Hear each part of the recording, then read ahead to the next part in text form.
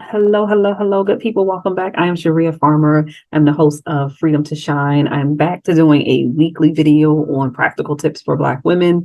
And so today I'm talking empowering your mental health through self-care, and it's specifically around self-care for Black women. And so what that means is that I'm going to give some practical tips and some guidance around how we can get our self-care to a place where it is about nurturing, developing, and growing and getting us on that healing path that we kind of talked about last week around healing and dealing with racial trauma, but just any form of trauma this can be helpful with. And so think about it from the perspective of connecting with de-stressing and consistently looking at honoring that your body physically, mentally, and emotionally needs to be well. And so your well-being in those areas are going to be what I talk about today.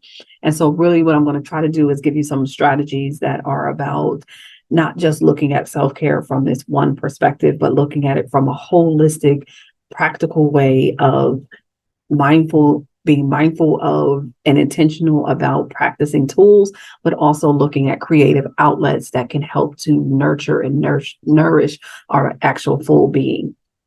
And then I'm just going to close on just encouraging us to get help and support and take it from there. And so let's start thinking about self-care from the perspective of we all can benefit from it. We all can have it be a part of our routines at different ways, but we need to be able to make it manageable according to where we are. So here I'm going to give you some options and you're going to then create your plan based off of those options. So the first thing we think about is mindful meditation and or prayer or different ways that you might look at being mindful and intentional and in the moment. So this means that you're going to dedicate some time each day to really just pausing and practicing being present in that moment. So be aware of things like grounding yourself, putting yourself in a position to ground and honor that you are one with the environment in which you're in. And then reduce the stress by actually being intentional with our thinking in that moment. What am I processing or putting through my body and my thinking and thoughts in the moment? And then also being very self-aware about what you might need in your body. Now, I'm not going to show you how to do this because I've shown different ways to do body scans and meditation in the past. So I would just say check out that video if you haven't already. The next thing I want you to do is think about what physical activities can I be a part of that are going to increase my movement. If you come over to Self Care for Black Girls, the group that we do a emotional Thursday conversation every week around like supporting our emotional well-being. And one of the things that we always say is we don't tell you how to move, but we tell you to move. Moving according to your abilities is going to be extremely important. So not everyone's going to be able to run and walk. Some people are going to need to do hand exercises or to do deep breathing so that they can flow through their body, or do yoga and or jogging or dancing or other forms of exercises that move our body and allow us to do what we can to boost our moods and to reduce our anxiety and stress. And so, again, I won't tell you how to move, but consider moving. The next thing, and I know that I've done a video on setting boundaries, but the next thing you want to do is learn the word no. It is okay to say no in order to have healthy boundaries around protecting your time and your energy. Protecting your time and energy when it comes to creating your healing path is going to be extremely important, because this is how you're going to do things like find time to move more, find time to do the next one, which is journaling, find time to really invest in your meditation or mindfulness and or prayer that is just about being present and intentional. So the next thing I'm going to ask you to do is think about how you journal. Journaling can help you in a lot of different ways, but because I'm not coming from a therapeutic approach right now, and I'm just coming from a general journeying, think about just expressing your feelings, expressing your experiences and thoughts around what you're dealing with, and then writing it down. It can be extremely therapeutic just to even just let it out and to gain some clarity around what you're thinking and dealing with. The next thing I'm going to talk about is creative outlets. If you know me, or have listened to me, you've heard me talk about dance, you've heard me talk about writing, you've heard me talk about poetry in some way, shape, or form. Those are all different creative methods that you can use to actually process what you're dealing with. So things like creating poetry, writing music, writing or drawing art can all be ways to really kind of express our emotions without having to talk about the narrative. So it's just expressing ourselves through our work and our actions that we want to take around healing. And it can really help to promote healing in a way that is about getting it out and released and not always about just the narrative. The next thing I'm going to say is reconnect with nature. Nature has always been a form of release for me in terms of walking, hiking, spending time with trees and being in the park. Really just finding simple ways to be outside can help us in our mood, in our actual routines around self-care. Start to think about how channeling nature can help you to resolve and be a part of grounding in your own ways of getting yourself reconnected to your body and your being. And again, I'm not going to get into this one too much because I've probably spoken about it. If not, I'll do a video on the importance of using nature in our grounding processes. The next thing you're going to talk about or to think about is, how am I relaxing? Am I doing things like taking naps, celebrating by taking a nap and doing okay with that, knowing that I'm doing muscle relaxation techniques in terms of just processing things through my body, breathing, putting oxygen through my body with deep breaths, and understanding that it's more than just to make me calm, but also to give me and to rejuvenate me in a way that is about breathing. I also think about, what am I doing daily around my rest? Am I getting good sleep? Am I also getting enough rest where I feel rested the next day? And if not, what's preventing me? Going to talk to a doctor about how is my sleep process impacting my health, my mental health, and my emotional health. Knowing that all of us have a certain need for our bodies related to rest. And so thinking, what will I need in this moment or around this moment to get true rest? The next thing I want to think about is social connections.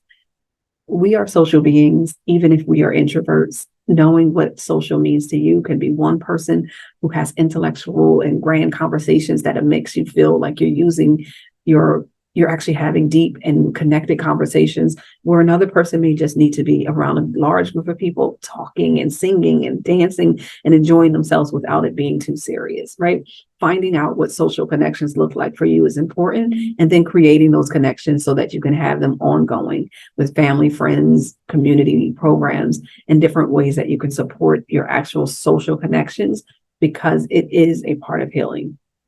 We are extremely lonely. And I know that we've probably heard this conversation around we've gotten more lonely in this day and age than we have in the past. But I think part of what we can do to kind of challenge that loneliness is to create connections and to build connection the way we would with our similarities and the things that we enjoy. So get out there and enjoy connecting with each other.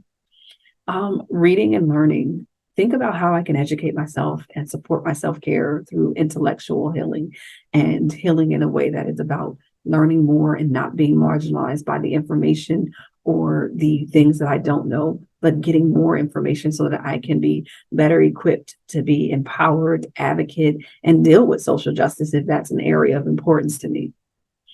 Our spiritual practices. I talked earlier about meditation and prayer, and I kind of say and use them interchangeably, but you don't have to. You can specifically engage in spiritual or religious practices that bring you comfort and a sense of purpose. So what are those things? How does those things need to be in your daily practice for you to feel connected to either your higher power, your God, yourself and your environment, your earth, right? Whatever it is that you believe, in order for it to be consistently a part of your energy and positive self, you have to participate in it and you have to practice it. So think about, how can I practice more opportunities to be with my spiritual self, and however I define that. And so some of the work here you can think about is even just starting with defining what my spiritual self is. I talked about hygiene with sleep and thinking about your rest. The same for nutrition. I know that when we talk again on self-care for Black girls, we talk about not telling you what to eat, but think about it from this perspective. There are a variety of fruits, vegetables, and whole foods are always going to be opportunities to heal and create proper nutrients in your body. So the more of those things that you can do, the better. Processed food is always going to be much more difficult for you to process because it's processed food, but also does not help with your well-being and mental well-being as much as some of those whole foods might. So again, I actually know I did a video on what foods that are helpful for our actual depression. So check that video out if you want to think about increasing the types of foods you eat to impact your mental health or your depression. Again, I love aromatherapy. You can't see it, but over here in the corner, I always have aromatherapy going on in my office. Essential oils that are very specific to relaxation. Like today's is a mix with, smell for a second, it's a mix of lavender and mint. And it is amazing because it's very relaxing, but it also smells and fills the room up with this feeling of relaxation and rest. Even though I still have to be moving and doing things, it helps to keep me calm and soothing throughout my day and throughout my work. And I think the other areas we'll get a little bit into further down the road. But the last one that I want to end on is really professional support. One of the things around seeking therapy, we have gotten much better at it in terms of the stigma and lack of stigma. As it is important for me to always say that we should try our best to think about and create ways to heal. And part of doing that is to connect with supports that know specifically what we might be dealing with, but also specific techniques and tools to help us in our healing journey. So seek the help that you need. And I know that there's stigma. I know that there's still stigma around this area for most of us when it comes to therapy. However, all of us can benefit from having and reaching out to some support at different times in our life. And it does not mean that anything is wrong with you. That being said, I encourage you to take an opportunity to go through all of these different things that I mentioned today and try to create your version of a plan for self-care. And anything that you or I haven't mentioned in here today, feel free to mention in the comments so that you can support each other and give each other different tools and techniques around what you're doing to create your self-care or mental health toolbox and support that. Make sure you subscribe to my channel and or continue to listen to this on our podcast, depending on where you are in this moment. This is Freedom to Shine with Sharia Farmer. We always are talking about practical ways for the healing of Black women, or practical tools and ways to heal as a Black woman. And so these are my tips around mental well-being and our self-care. Take good care of yourselves. Be well.